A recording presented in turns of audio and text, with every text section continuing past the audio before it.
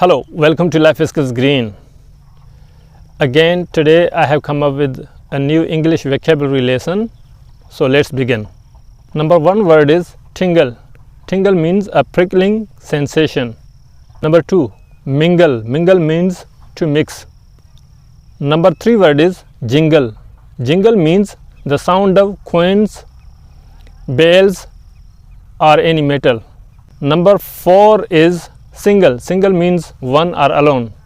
Number five word is dingle. Dingle means a narrow valley. Number six, shingle. Shingle means thin pieces of building material.